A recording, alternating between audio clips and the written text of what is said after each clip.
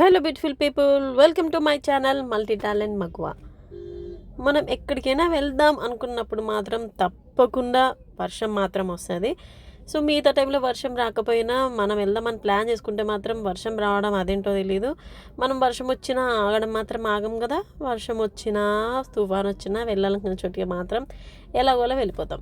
So మేము కూడా అలాగే ఒక ప్లేస్కి వెళ్దామని ప్లాన్ చేసుకున్నాము. ఎక్కడికి వెళ్తున్నాం అనుకుంటున్నారా? వీడియో మొత్తం చూస్తే మీకే తెలుస్తుంది మేము ఎక్కడికి వెళ్తున్నాము. సో మొత్తానికి ఎయిర్పోర్ట్కి అయితే చేరుకున్నాము.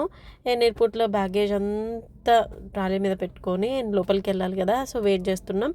అండ్ వర్షం పడితే చాలా చికాగా అనిపిస్తుంది అన్నీ వేసుకొని. అండ్ వర్షం పడుతుంది కాబట్టి ఇంకెక్కువ చల్ల కూడా మాకు అనిపించింది.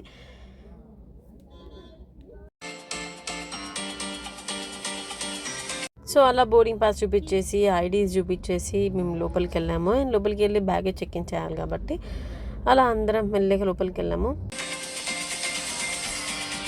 సో ఈ ఫ్లైట్కి వెళ్తే ఎప్పుడు నాకు అది కన్ఫ్యూజన్ ఉంటుంది అనమాట. ఏ పిన్నులు ఎందులో పెట్టాలి, ఏ ఛార్జర్ ఎందులో పెట్టాలి అని చెప్పి మొత్తానికి బ్యాగేజ్ చెక్ ఇన్ చేసేసి మేము ఫ్లైట్ ఎక్కడానికి అయితే వచ్చాము.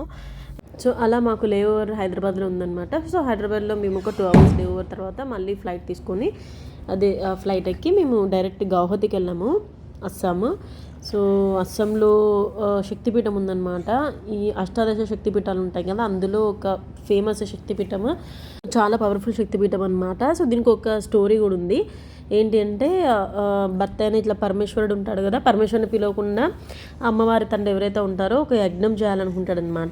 సో యజ్ఞం చేసేటప్పుడు వాళ్ళ కూతురుని కూడా చూడకుండా అందరి ముందు ఆ సచిదేవిని అవమానించే వరకు అక్కడ యజ్ఞం దగ్గరే ఆమె అగ్నికి ఆయుతైపోతుంది. సో దీన్ని భరించలేని పరమేశ్వరుడు బాగా కోపం వచ్చేసి ఆ వీరభద్రుడిని సృష్టించి యజ్ఞంని భంగం చేయమని పంపిస్తాడు.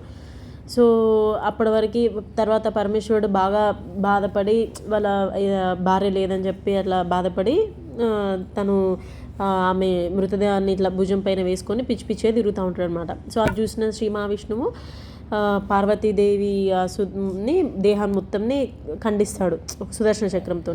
సో అట్లా ఖండించినప్పుడు ఆ ముక్కలన్నీ చెల్లా చెదిరైపోయి ఒక్కొక్క దగ్గర పడతాయి అనమాట. సో అందులో చాలా ఇంపార్టెంట్ అయిన యోని భావం ఏదో అది గౌహతి దగ్గర నీలాచలం అనే కొండ మీద పడుతుంది. సో మానవ సృష్టికి కరెక్ట్ అంటే ఇంపార్టెంట్ స్థానం కాబట్టి ఆ ప్రదేశం అన్ని శక్తిపీఠాల కల్లా ఈ యొక్క ప్లేస్ అనేది చాలా ఇంపార్టెంట్ చెప్తారు. సో అన్ని శక్తిపీఠాలలో ఇది చాలా ఇంపార్టెంట్ అనమాట. ఇది ఫస్ట్ అనమాట. సో ఇక్కడ అమ్మవారి దర్శనం అవ్వాలంటే మాత్రం మనం చాలా తెల్లవారులే 3 గంటలకు వెళ్ళి క్యూలలో నిల్చొని టికెట్ తీసుకోవాల్సి ఉంటుంది. 200 రూపీస్ టికెట్ ఉంటుందండి. నార్మల్ దర్శనం అయితే మనం 1:30కి అలా వెళ్తారు ఎర్లీ మార్నింగ్ అందరూ. సో 200 రూపీస్ టికెట్కి మాత్రం 4 o'clock వెళ్ళాలి. మాకు దర్శనం అయిపోయే వరకు 11:30 అయిపోయింది. నిజంగా టెంపుల్ మాత్రం చాలా అంటే చాలా బాగుంది. అండ్ అమ్మవారు విగ్రహ రూపంలో కూడా ఉండారండి. మీరు అసలు లోపల డిఫరెంట్గా ఉంటుంది. మనం ఎప్పుడు ఇంతకుముందుకు అట్లా చూసున్నాము. అంత అంటే చాలా బాగుంది. అండ్ అమ్మవారు ఉండేది కూడా నీలాచలం కొండల మీద అనమాట. సో వీడియో మీకు నచ్చినట్లయితే తప్పకుండా షేర్ చేయండి, సబ్స్క్రైబ్ చేయండి అండ్ లైక్ చేయండి. Thanks for watching.